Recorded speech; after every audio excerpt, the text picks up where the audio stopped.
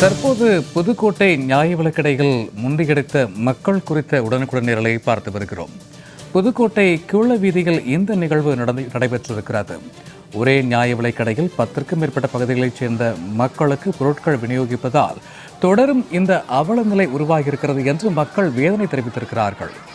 மேலும் நியாய விலைக்கடைக்குள் அனுமதிக்காததால் ஊழியர்களோடு பொதுமக்கள் வாக்குவாதத்தில் ஈடுபட்ட அண்மை காட்சிகளையும் தற்போது நாம் பார்த்து வருகிறோம். இது குறித்த கூடுதல் விவரங்களோடு புதுக்கோட்டையிலிருந்து இணைகிறார் எமது செய்தியாளர் தேவராஜ் பழனி. வணக்கம் தேவராஜ் பழனி. நியாய விலைக்கடையில் முண்டியடித்த மக்களால் ஏற்பட்ட பரபரப்பு மற்றும் தொடரும் இதுபோன்ற அவலம் குறித்தான கூடுதல் விவரங்கள் தேவராஜ் பழனி.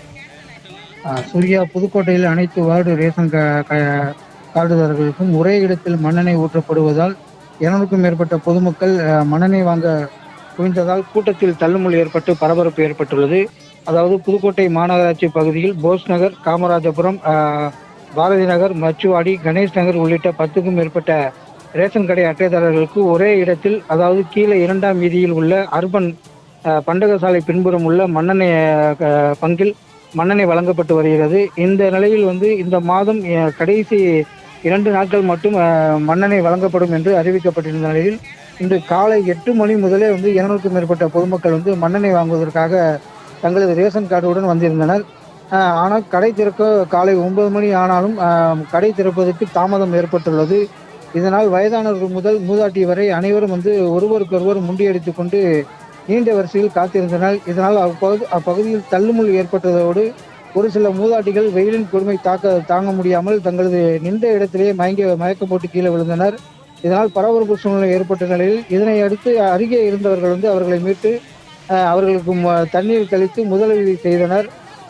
இருப்பினும் மண்ணெண்ணெய் கிடைக்காமல் போய்விடுமோ என்ற காரணத்தில் தங்கள் உடல்நிலையை பொருட்படுத்தாமல் கூட நீண்ட வரிசையில் நின்று மண்ணெண்ணெய் வாங்குவதற்காக காத்து நிற்கின்றனர். மேலும் கடைக்காரர்கள் கூட்ட நெரிசலை தவிர்ப்பதற்காக வெளியிலே பாதி பேரை உள்ளே விடாமல் கதவை பூட்டு போட்டு சென்றுள்ளனர். இதனால் ஆத்திரமடைந்த பொதுமக்கள் கதவை உடைத்து உள்ளே சென்று கடைக்காரர்களிடம் வாக்குவாதத்திலும் ஈடுபட்டனர்.